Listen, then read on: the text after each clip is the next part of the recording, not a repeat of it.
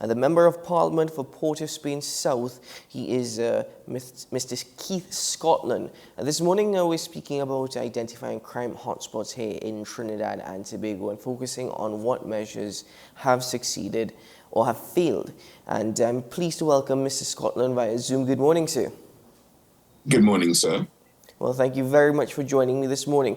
As we start the conversation with regards to the crime hotspots, most notably, areas of East Port of Spain, such as Duncan Street as one example, we're hearing of criminals.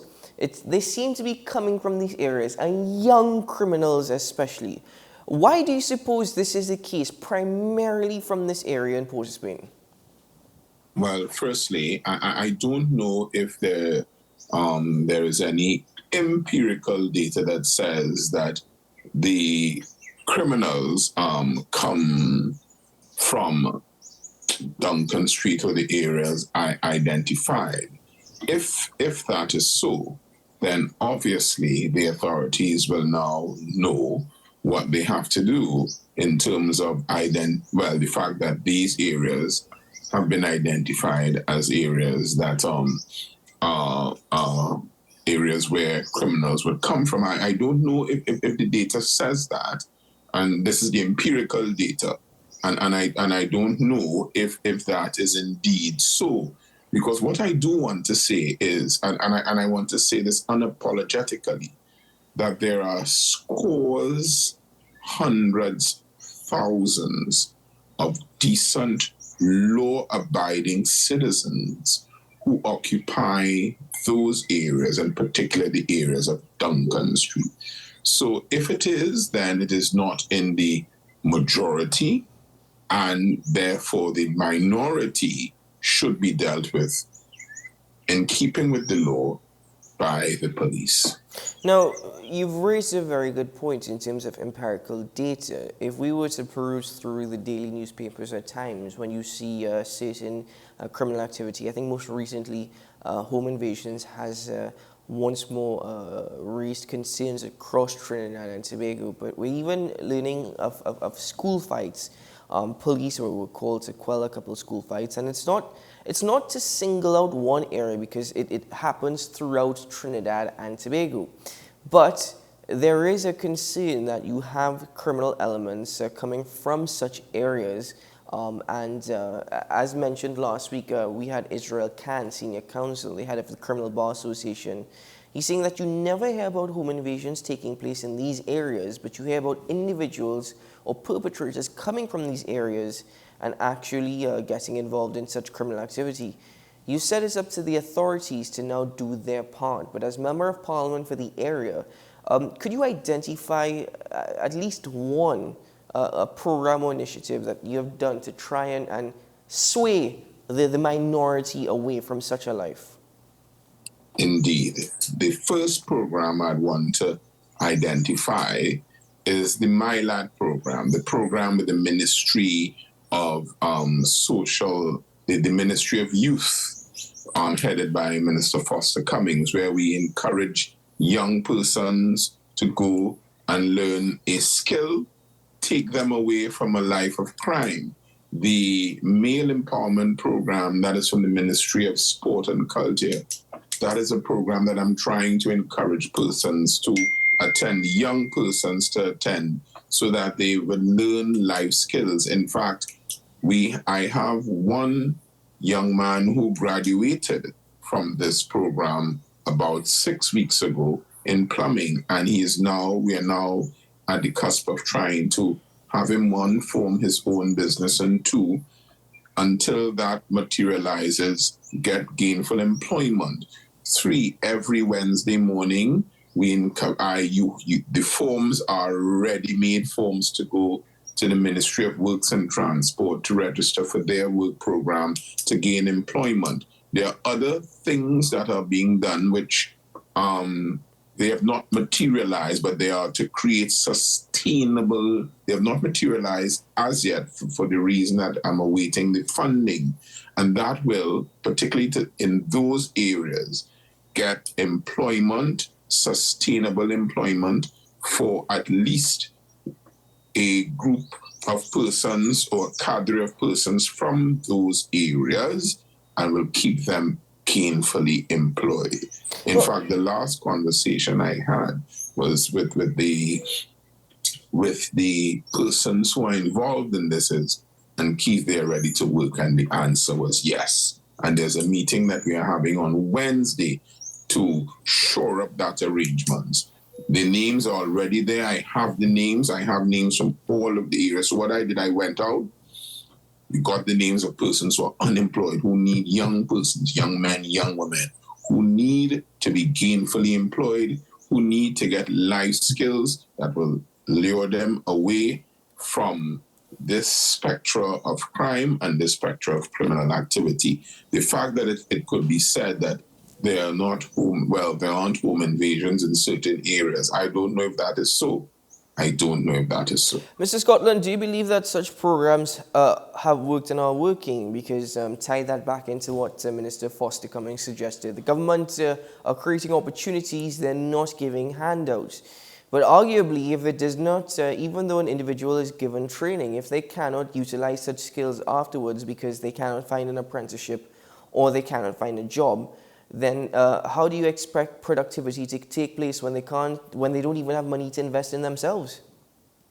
I agree that it's an opportunity, and maybe we ought to do more to have follow-up. So in other words, that plumber, for instance, when he graduated, and I was at that graduation, directly thereafter, the Monday morning, I received a call, and I had to say, well, look, no, it is not as if there is something here that is laying for you. You have to go out and get projects. And you know what? By the Wednesday, he was doing a project right around the bridge at Piccadilly and following up with something else.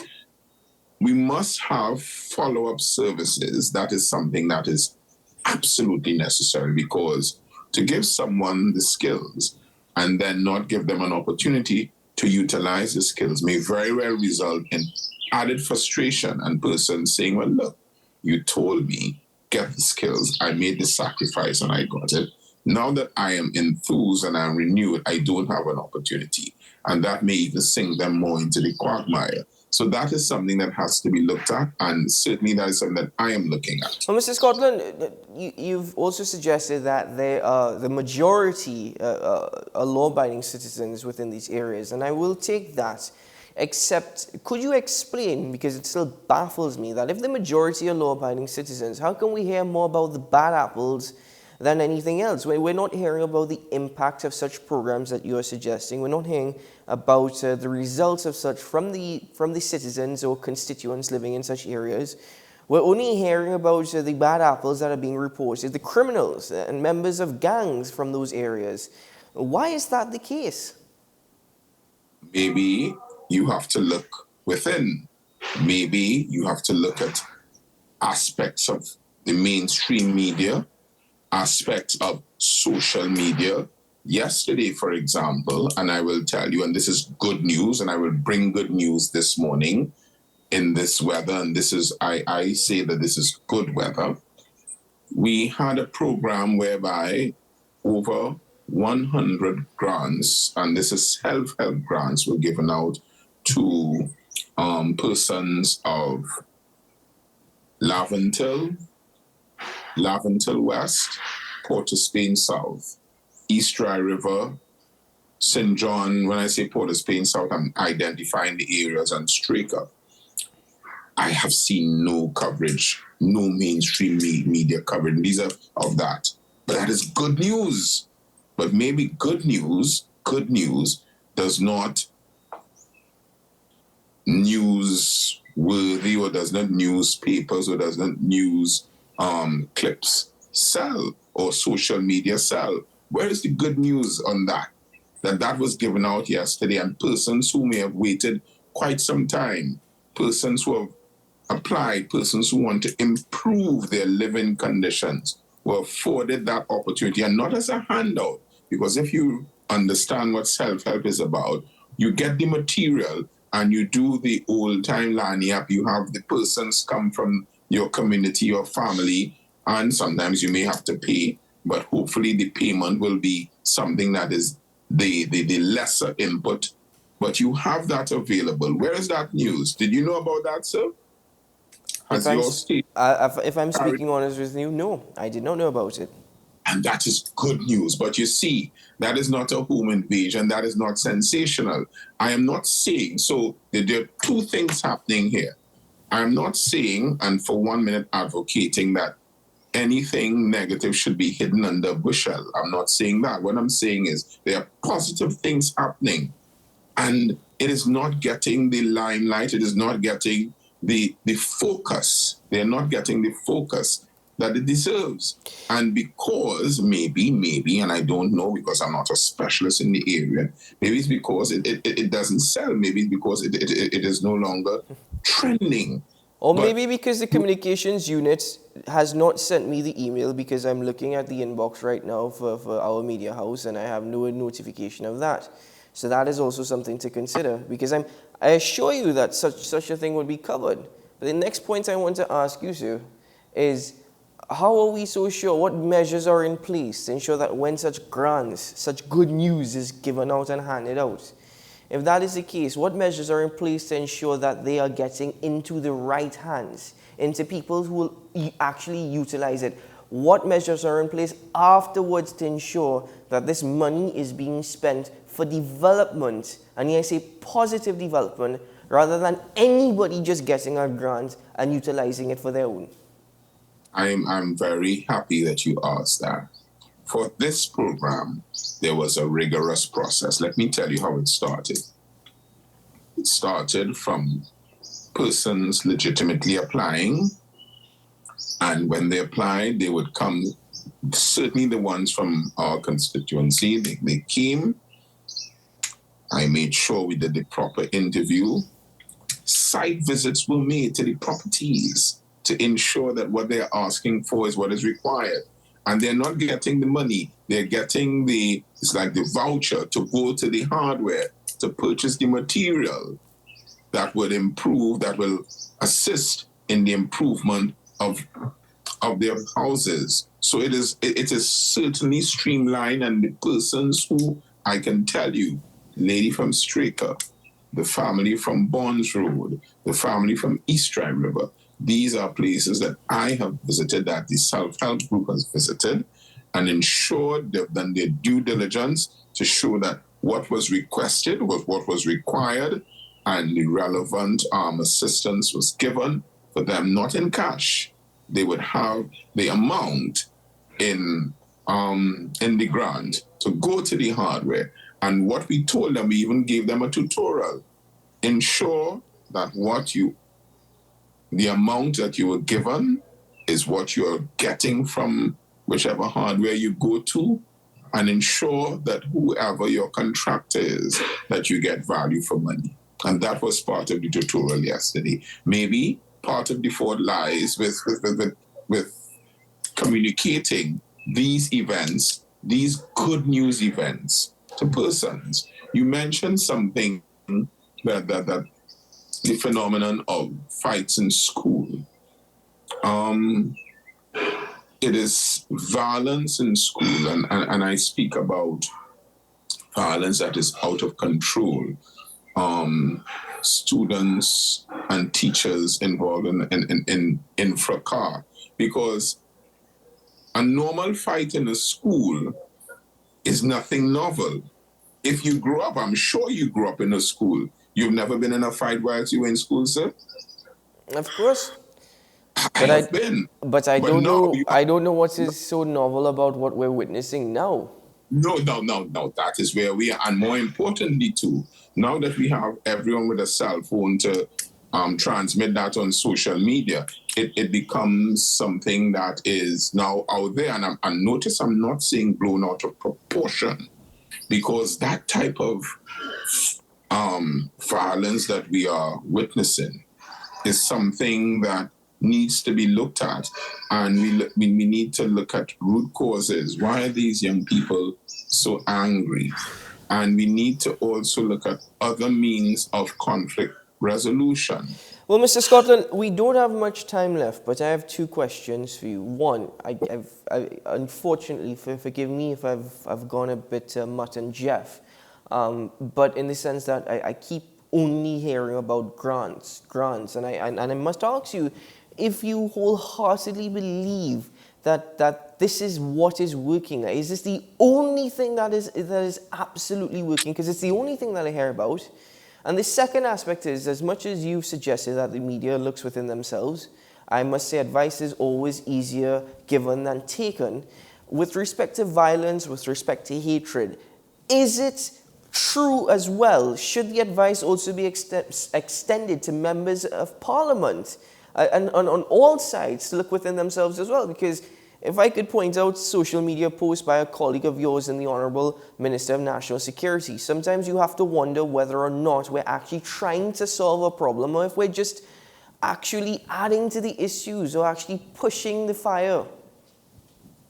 Your question brings to stark focus the message, the messenger, and what is received, because part of what I've not at all today spoken just about grants, I've spoken about people having life skills. Now, what you heard alone was grants, but that's not what I said alone. I said there's the My Lad program, the My Part program, the Men Empowerment program, the 40 for 40 program, and those are programs that give people life skills. The 40 and the 40 program you're speaking about? The 40 that is persons under 40. That's another program that maybe we need to get with the program so that it's out there so people understand it. But the point I'm making is this. There are other things that are being done, and that has escaped, and we're having the conversation, but that's what you're receiving. That's the first thing. Secondly, it is always good. And that's why I was cautious when I said, look, it is looking, and this just does not apply to the media. It certainly would apply to members of parliament. I cannot gainsay to speak for anyone other than myself, but certainly looking inward is something that is always positive. Having done this journey now for 2.5 years and having, also been out on social media, I'm a little more cautious in what I say, lest the message not be received or be interpreted in a certain way. So introspection is always good, and particularly when it leads at the end of the day to some sort of wisdom or a different approach or a more mature approach. And that is something that I would recommend for everyone, not just media, not just politicians, but for everyone in Trinidad and Tobago. Mr. Scotland, thank you very much for joining me this morning. I know as we were speaking before we came on air, you have a busy schedule ahead, but thank you very much. No, that is okay. And I as we were talking off here before I came on, if you would know, April Showers is not anything by any means novel. I will not tell them this song that we were discussing. Have a good day, Mr. Scotland, and hopefully we can continue this conversation at a later date and time. We can, and I'm always willing to engage in the conversation. And I certainly will say that if it is that you have looked into your inbox and you did not see the invitation, maybe part of the fault in not bringing the good news out there is that we are not inviting the houses, the media houses, to participate in the good news. But there was good news in Trinidad and Tobago. That's how I'd want to end it. Well, hopefully we can hear more about those good news to come. But for now, we'll have to end it there. Thanks, sir. Keep well. You're welcome, sir.